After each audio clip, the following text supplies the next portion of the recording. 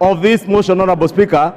And indeed, Honorable Speaker, if you listen to Honorable Jack Wamboka, Honorable Speaker, if you can protect me from the members who are consulting very loudly.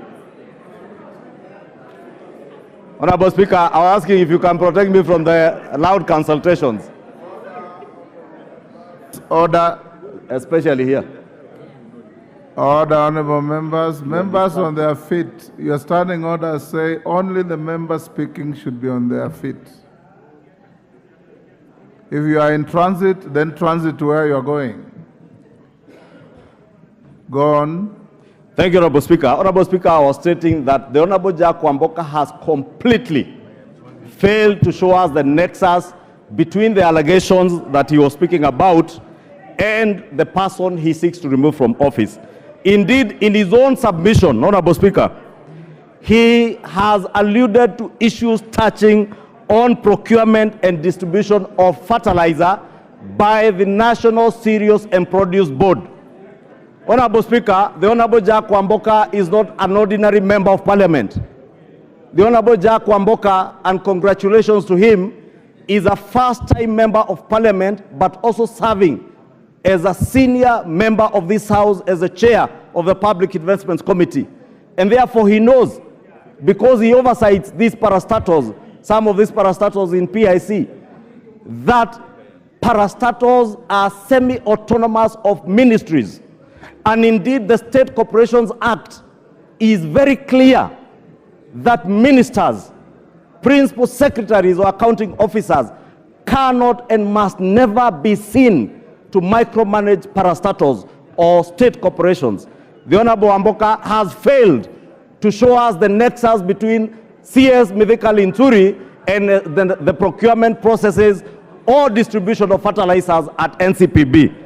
Indeed, Honorable Speaker, he also failed to inform the House that DCI that has been investigating this matter has already preferred charges against arrested and preferred charges which the DPP has consented to for the prosecution of officers that DCI feels might be culpable on the matter of the procurement and distribution of this fertilizer, Honorable Speaker. Therefore, I was waiting, Honorable Speaker, with bated breath for the Honorable Wamboka to show us that nexus. He has failed to do so. And therefore, this motion falls flat on its face, on the face of the Honorable Jack Wamboka. Honorable Speaker, it also lacks any clear precision of the violations of law and the Constitution.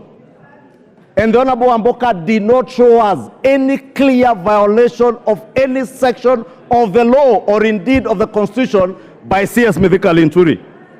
Honorable Speaker, look at the probate value. And I think the Honorable Murugara had alluded to it. The Honorable Mbaya had also alluded to the probate value of the issues that the Honorable Jack Wamboka has tabled before the House. Honorable Speaker, he took us through what the Honorable Member for Kilifi North was telling us were not just excerpts from Citizen, NTV, Nation newspapers, Star newspaper, and other media houses. And Honorable Speaker, we have tremendous respect for our media houses because as a fourth estate, they have a duty like we do to oversight government and the executive, Honorable Speaker. And we must allow our media houses to help us to raise issues that are also of concern to the people of Kenya, just like we raise.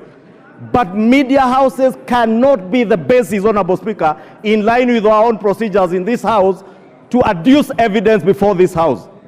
And Honorable Speaker, I dare ask, if we were to prosecute, if we were to impeach CS Linturi on the basis of newspaper articles, Honorable Speaker, allow me the indulgence, Honorable Speaker, to read a newspaper article that was featured by the Sunday Nation on April 14, 2024. And this article, Honorable Speaker, said that House team boss on extortion spree. And I'm reading this article, Honorable Speaker, so that we may ask ourselves, if I am that House boss being reported here on an extortion spree, would it be fair for us to impeach myself, if that House boss is the Honorable Wamboka, the mover of this motion, how fair would it be for me to move the House to impeach the Honorable Wamboka on the basis of a newspaper article from a gossip column like this one, Honorable Speaker? This article said that the chairman of a powerful committee is on the spot for harassing witnesses that appear before him. Talk of town has landed the chairman calls cabinet secretaries scheduled to appear before his committee and demands huge amounts of money in order to be looked at favorably when they appear.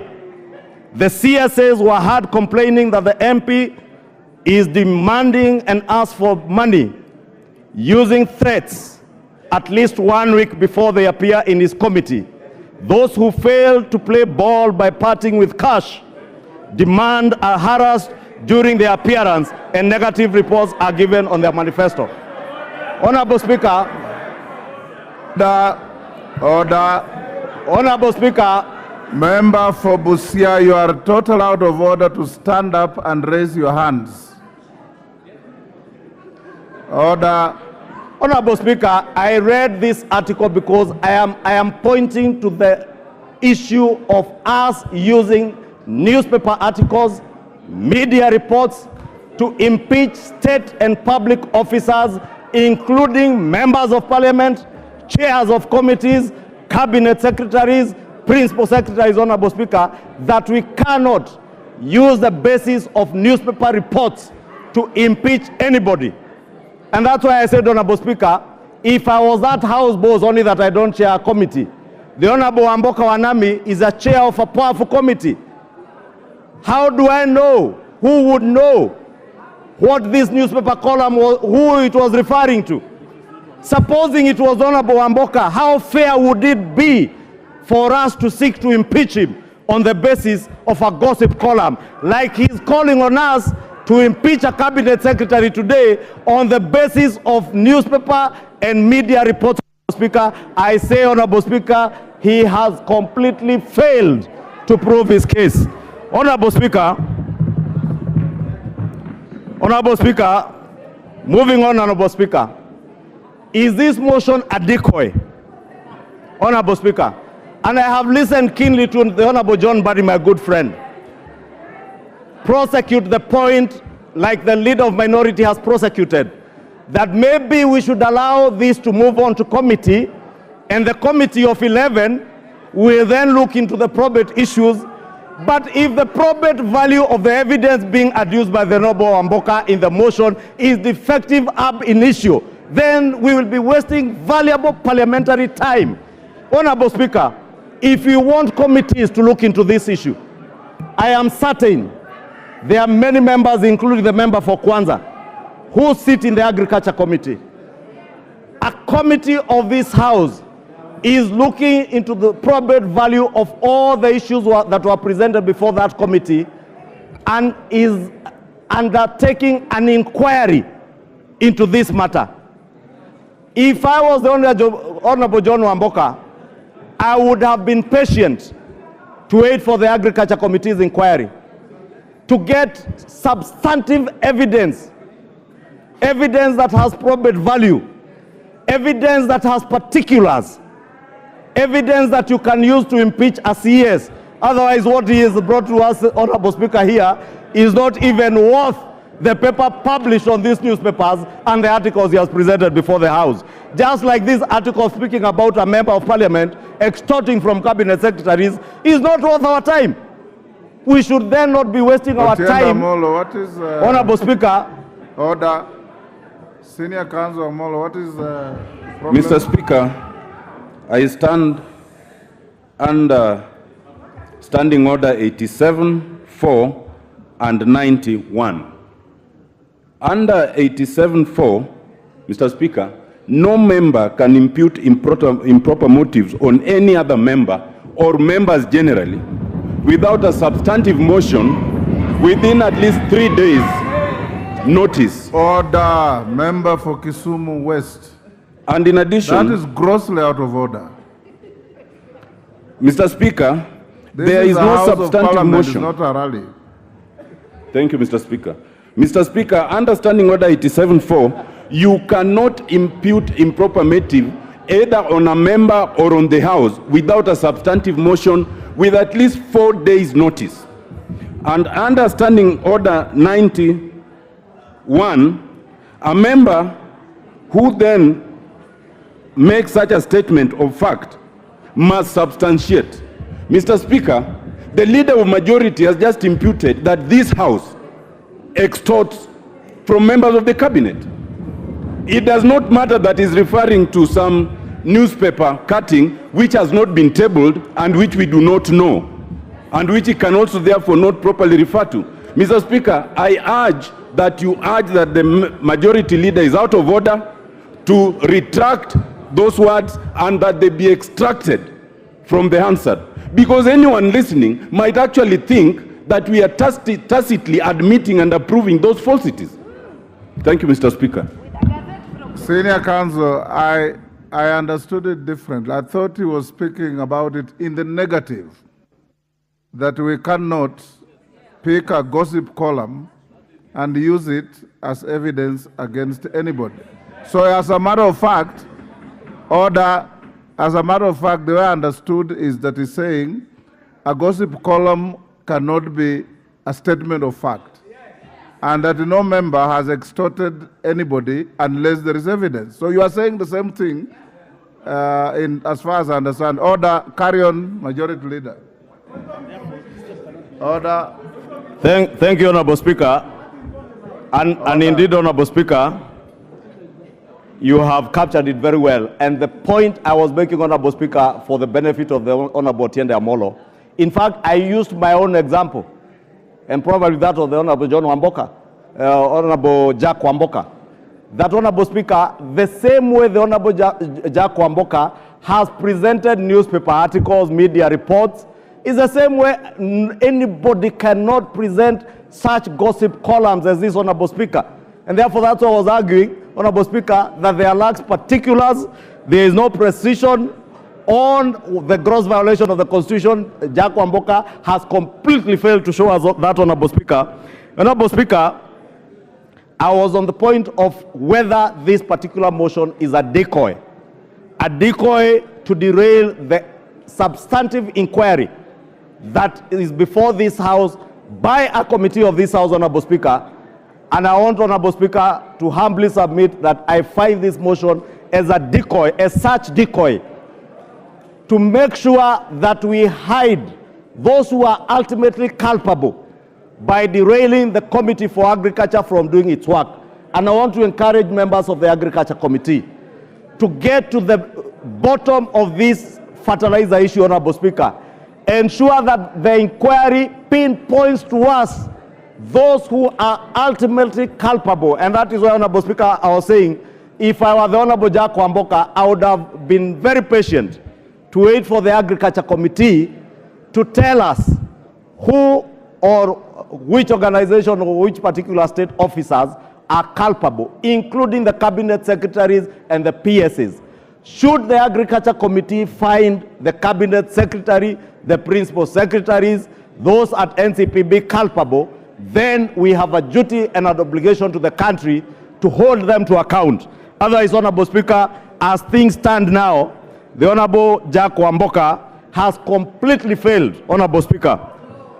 This motion, Honorable Speaker, finally seeks to remove the CS on grounds that there are serious reasons to believe that the Cabinet Secretary has committed a crime under national law. Honorable Speaker, this ground requires the Honorable Jack Wamboka to have attached evidence of conviction or judgment made against the accused person. He has failed to do so. In fact, he has gone to great lengths, Honorable Speaker, to quote cases that, as somebody, I think is Honorable Owen Bayer, pointed out, cases that we considered at the point the House vetted the Honorable Linturi as Cabinet Secretary and approved. Therefore, Honorable Speaker, as the Honorable Owen Bayer was alluding to, that is a matter that is already spent. The Honorable Jack Wamboka therefore cannot take the House back to relook into those cases. And may I remind him, when the Honorable CS appeared before the committee, he said he had 32 court cases that he was battling with, some civil, and he was dealing with them. and the committee, including the member for Bumula, approve the cabinet secretary to serve as cabinet secretary, how then do you retract your own steps or call the House to retract our own steps, Honorable Speaker? Honorable Speaker, allow me to conclude by just saying, Honorable Speaker, that the mover of this motion, as courageous as he thought he was, he has completely failed the House. He has failed to show us the precision with the law that he ought to show in line with the Constitution and the standing orders. I have spoken to the probate value of the evidence he has adduced that is not there. The grounds, as I said, Honorable Speaker, are particularly not particularized in line with our standing order 64 and 66. And that is why I said he's quoting newspaper articles, which I also said I could quote about chairs of committees and other people who are said to extort people money. And Honorable Speaker, allow me, Honorable Speaker, then to plead with this House to defeat this motion because it will derail the fight against corruption. If we derail the fight against corruption, Honorable Speaker, by using such motions to speak to the gallery, to speak to our voters, to speak about corruption but never acting over corruption, Honorable Speaker. Remember in the 11th Parliament, Honorable Speaker, wind up in a minute. In the State of the Nation address, 200 state officers were declared jobless. But what came out of that political pronouncement, Honorable Speaker? Absolutely nothing. That is what the Honorable Jack Wamboka is calling on this House to do, to make a political declaration in the impeachment of a CS, but get absolutely no value in the fight against corruption. Allow our Committee for Agriculture to expedite its inquiry, find those who are culpable to be charged before courts, allow DCI, EACC to complete their investigations, and call on us. If you find any public officer culpable, we shall be there to support you to impeach anybody who will be found culpable subsequent to credible investigations. But these other political things from newspaper cuttings, my friend Jack Wamboka, falls flat. And I would beg you this early to withdraw this motion to save yourself from the embarrassment, Honorable Jack Wamboka. This is why the Constitution put a very high threshold. Daniel Manduku. Daniel Manduku. Nyaribari Masaba.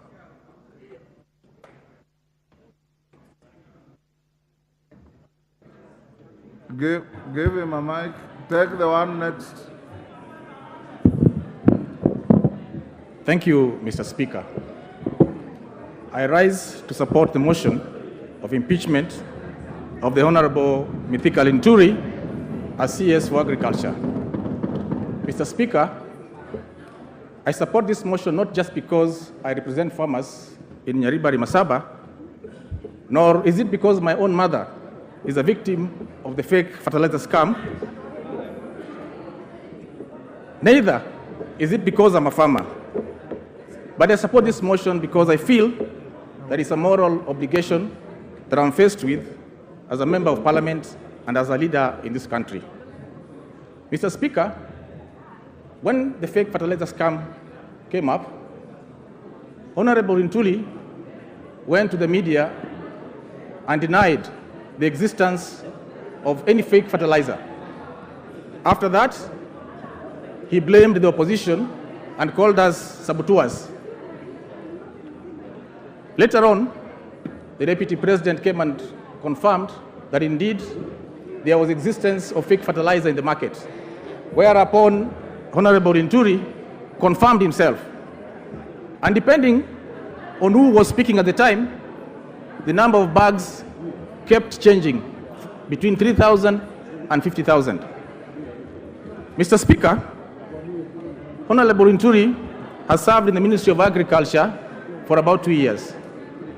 We've not had any major transformative ideas from Honorable Linturi to make agriculture grow, given that it is the backbone of our country.